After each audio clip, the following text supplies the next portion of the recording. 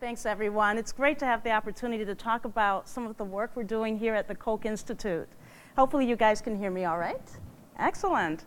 I'm going to be describing a very simple method that we use in which we generate a film layer by layer, and in doing so, create a system that can be used for drug delivery from very large length scales, something as large as an orthopedic implant, to tiny ones, such as nanoscale particles.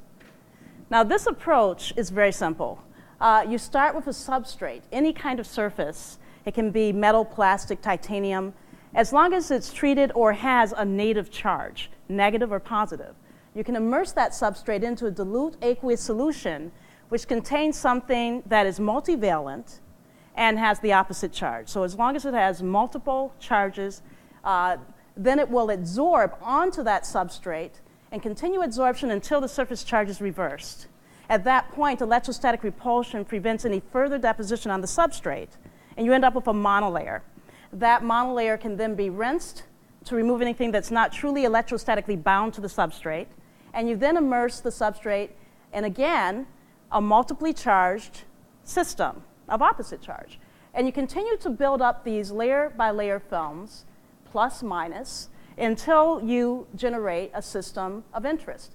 In our case, we're very interested in this technique because it uses water as the basis for processing. And it also allows us to change what we incorporate into the film at any point during the assembly. During this process, we can change the relative thicknesses of these adsorbed layers by changing simple parameters like ionic strength or pH. And we can incorporate a very broad range of drugs. The ones that I'll be talking to you today about include proteins or biologic drugs, as well as siRNA, DNA, and other kinds of nucleic acids, all of which adsorb very nicely directly into these thin films. But we can also incorporate small molecule drugs. And in some of our other work, we've incorporated antibiotics, non-steroidal, anti-inflammatory drugs, and a range of other small molecule drugs into these systems. Now, you can also use hydrogen bonding, using hydrogen bond donating and accepting as a way of assembling these thin films. And I'll tell you why this is interesting for drug delivery. It turns out that because this is a nanoscale film construction, in fact, each layer is anywhere from a few nanometers to several tens of nanometers, we can coat a very broad range of substrates, including very complex ones, like this orthopedic hip implant, which is shown here. Now, we can replace what might be a more traditional material system. Traditionally, we might think of a polyester, for example. Polycaprolactone might be one thing that degrades, but degrades over a long time period. Any polymer in which you try to incorporate a drug is going to create a blend. And polymer blends, based on the laws of thermodynamics, can only allow a small amount of material before you get phase separation. So to have a true blend, you're going to have something like 1 or 2 weight % of your drug, and the rest is just going to be polymer. That means you're going to have a thick coating to deliver a small amount of drug. If you put more drug in, you'll get a bolus release. Release all at once, you won't have any control. The other thing that's interesting about our approach is that, unlike conventional coatings here, where you get multiple drugs releasing at one time, we can actually control when drugs come out. So the idea is that we can layer our drug molecule with a degradable polyelectrolyte or charged system that will complement it. And in doing so, we can introduce different drugs at different points in the construction of the film. So here we have this simple concept of drug 1, drug 2, drug 3, introduced in inverse order in the construction of the film. And if we are able to do this successfully, we should be able to incorporate these drugs in high content. Unlike the example of a polymer blend in which a small molecule is present at 1 or 2 weight %, here the drug is a part of the coating. So it can give you weight percents between 10% to as high as 50%, depending on what your system is and how you've defined it. So your drug loading is much higher. On top of that, you're able to control which drug is layered with which degradable polymer system, which means that you can have something that is releasing over a long time period combined with something that releases much more rapidly. If we introduce barriers in between these drug layers, we can also get a release that is not only independent for each drug, but is staggered relative to each drug. And this means that we can essentially stage these drug release systems so that we get what we want, when we want, in the region that we're treating.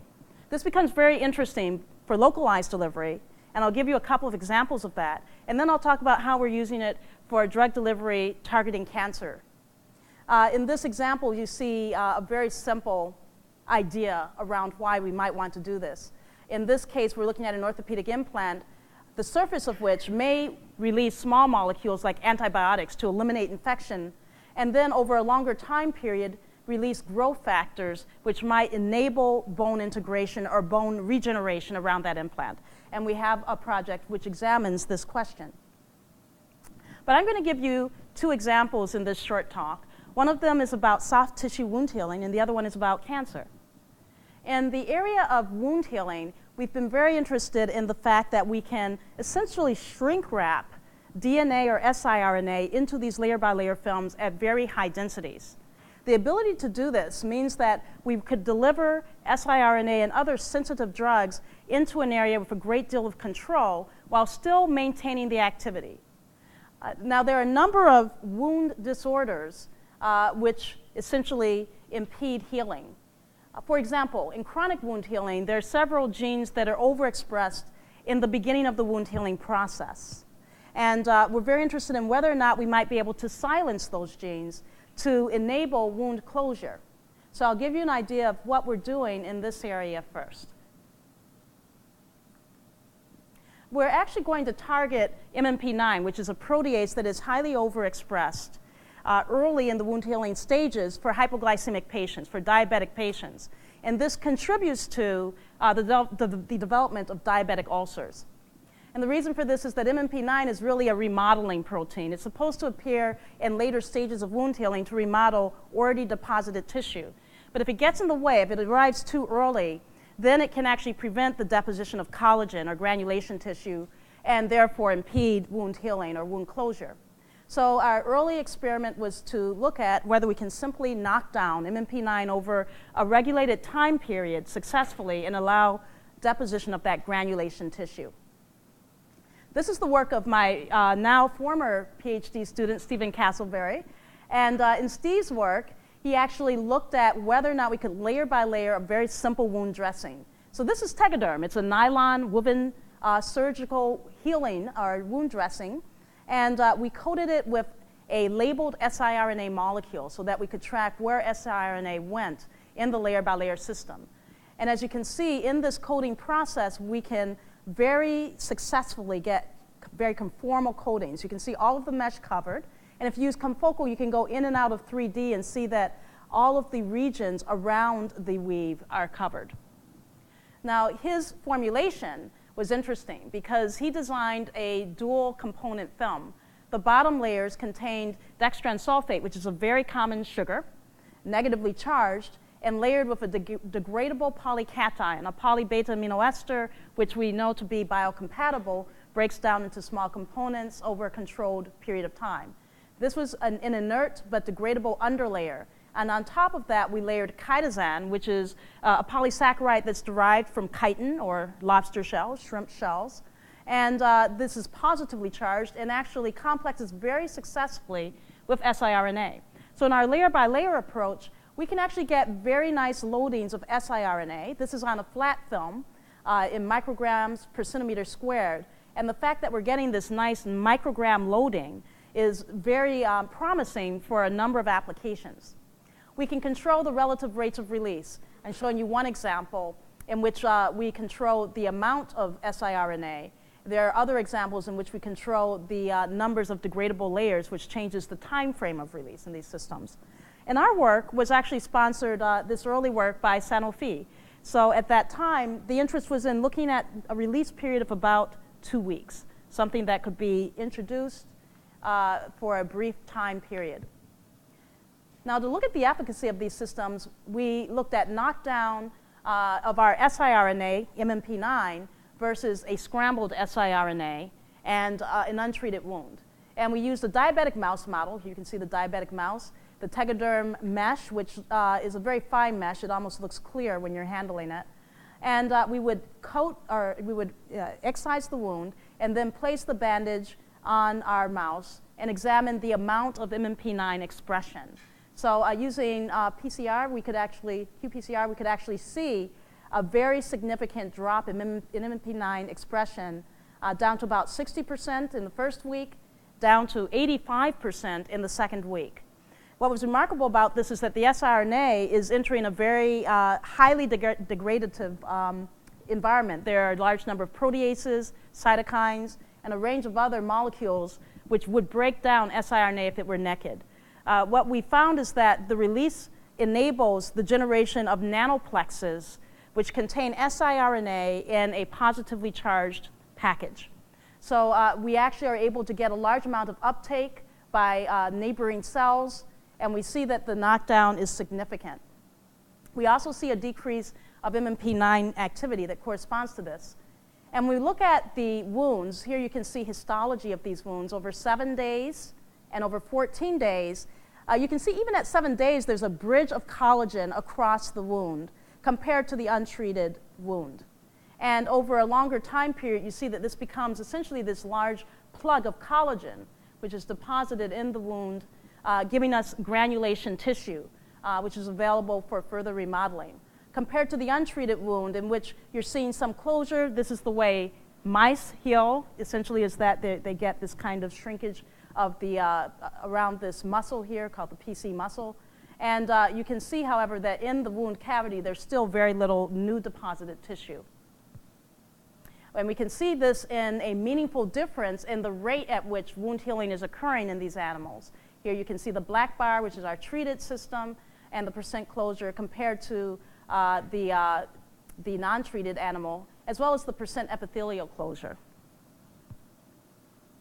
So we've actually moved this to other areas. For the diabetic ulcer application, we're looking at a range of different targets, and we've begun collaborating with colleagues, including Aris Vevis, who is working at the Joslin Diabetic Foot Ulcer Clinic, to look at other targets that can be combined with MMP9 to give a very effective diabetic wound healing property. On the other hand, we've also been looking at ways we can apply this to large soft tissue wounds. For example, third-degree burn patients who experience huge amounts of fibrotic scarring, patients who have experienced blast. And we have a project that is supported in part by the Army, in which we're looking at whether we can improve this highly fibrotic scarring that takes place and often disfigures and sometimes prevents or lowers the mobility of patients after the healing process is done.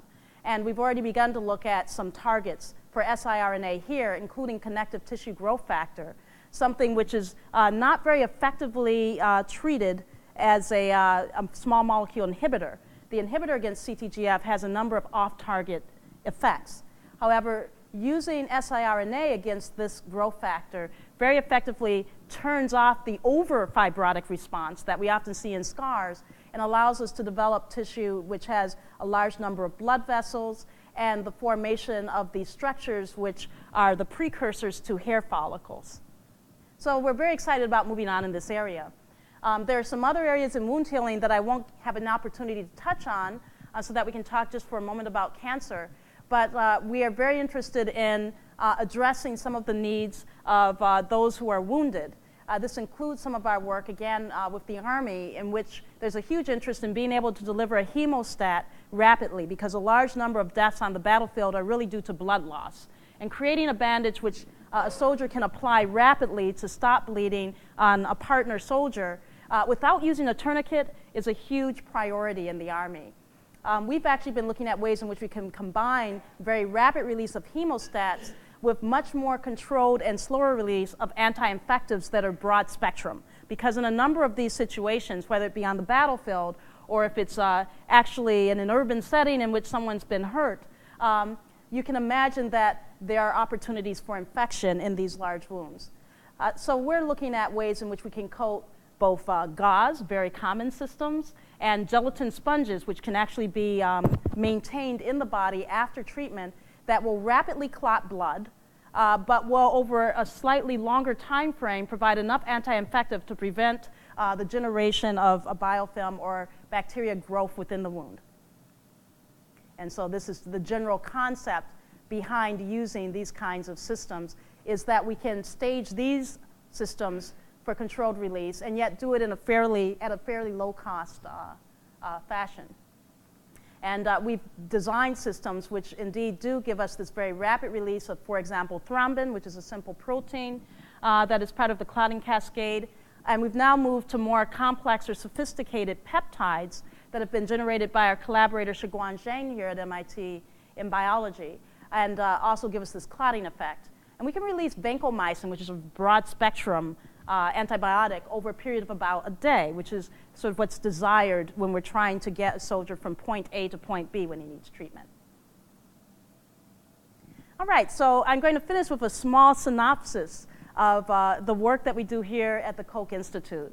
And this work excites me to a huge extent because at the Koch we've had the opportunity to combine our engineering and physical chemistry know-how with people who really know the biology of cancer, and with clinicians who understand specifics about combination drug therapies and the ways that they need to be delivered to get an effective therapy. In our approach, we're actually using this layer-by-layer system as a way to generate staged release that allows us to address tumors that are highly aggressive. In particular, those aggressive tumor types that are resistant to the chemotherapy drug most commonly used. A number of these are DNA damage agents, but there are a range of other drugs in which genetic modifications of tumor cells are able to essentially avoid cell death. And the idea here is to try to eliminate that avoidance by combining the drug with siRNA. So here we take a nanoparticle core, and it can be any core. We can work with PLGA nanoparticles that are charged, very simple to make and FDA approved. And we've also worked with liposomes. Doxil, for example, is a formulation that is liposomal. Again, FDA approved. And we can wrap around that core, which contains chemo drug, a layer-by-layer film which contains siRNA that knocks down the gene that enables these cancer cells to get around cell death. So the idea is to try to knock down these defense genes, so to speak. Finally, the outer layers of the layer-by-layer nanoparticle are designed so that we can get a stealth effect. And the nanoparticle, when injected into the bloodstream, can flow through the bloodstream without absorbing large numbers of proteins and without being recognized by immune cells, which can essentially help to eliminate them. So this is the general idea. I'll just give a few highlights of this work. One thing that we have observed in using a layer-by-layer approach is that we not only are able to incorporate siRNA at very high densities in these systems. In fact, siRNA can go in about 3,000 copies per nanoparticle. But we also have layer-by-layer constructs which respond to the pH of their environment. This is because these are electrostatically constructed systems. And a number of them contain material systems that have large numbers of titratable groups, including hyaluronic acid, which contains a carboxylic acid. This is something that is going to change charge, essentially, when we shift pH. Layered with polyl lysine, which contains a primary amine, something acidic and something basic, one layered on top of the other. And what we get is a layer-by-layer film in which the outer layer at pH 7.4 is very highly negatively charged. It therefore tends to lower its interactions to a large extent through charge repulsion with other cells. It also has a very nice cloud of water molecules bound to the highly hydrated hyaluronic acid backbone. However, when we shift pH, which happens frequently in hypoxic regions of tumors, we begin to erase some of that negative charge. It becomes a softer, more swollen, and much less charged outer layer. In fact, we found it goes down to about 0 to plus 4 millivolts from an original charge of minus 30. This allows us to see accumulation of these nanoparticles in hypoxic regions, but we need a little bit more to target it effectively. It turns out that hyaluronic acid also binds a receptor that is overexpressed in a number of cancer cells called CD44. Because it's highly overexpressed in these cell types, we can actually get an enhanced accumulation, and here you can see in red the accumulation of these nanoparticles in cells which overexpress CD44. These include a number of the aggressive tumor types we're after, including non-small cell lung cancer, triple-negative breast cancer, and advanced serous ovarian cancer, which is one of our key targets in our work. We see that we can titrate out this effect by introducing more hyaluronic acid, which shows that this is based on this hyaluronic acid interaction. And finally, we can look at tumor sections and see where our nanoparticle accumulates. Here you just see the nuclei of cells in blue. The CD44 indicates the tumor cells, and you can see that it's highly expressed in these tumor cells. The nanoparticles are shown in green, and what we can see is this huge overlap of the nanoparticles with our tumor cells, as opposed to the stromal cells, which are the outer layer of the tumor tissue. This means that we have a system that gives us 3 modes of targeting: CD44, or specific cell receptor targeting, and tumor hypoxia, and the very size of the nanoparticle. And we're excited about nanomedicine because nanoparticles are sized so that they can essentially fit through the defects that are generated in the leaky blood vessels of these tumors and allows much more accumulation of the tumor.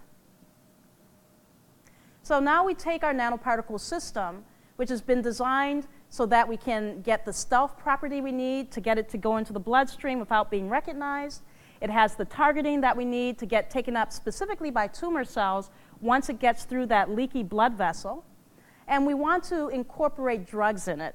So we are going to fill the core with a cisplatin drug, which is a DNA damage drug, and we're going to wrap siRNA against a specific gene.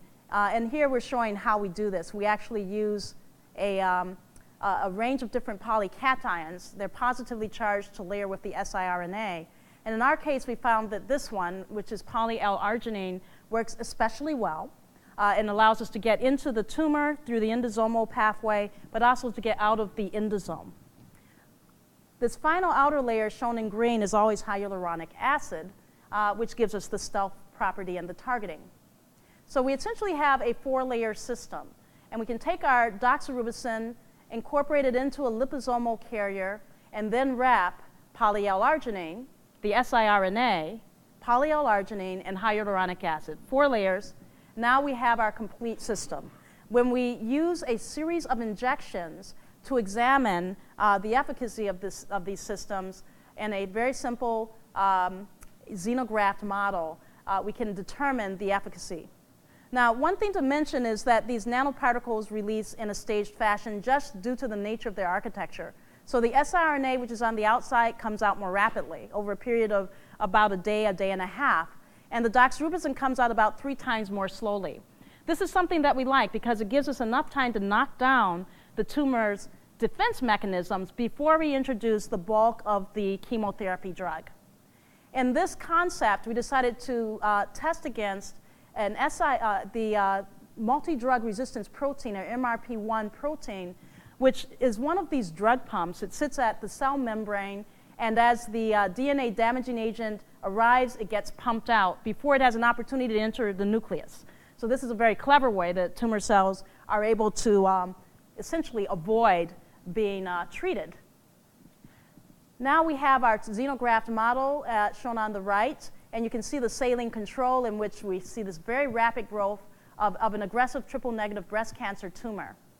If we just test with our nanoparticle system containing doxorubicin in the core, but with a meaningless siRNA wrapped around it, we can see some efficacy because we do have targeting, but that only gives us a slowing of the growth of the tumor.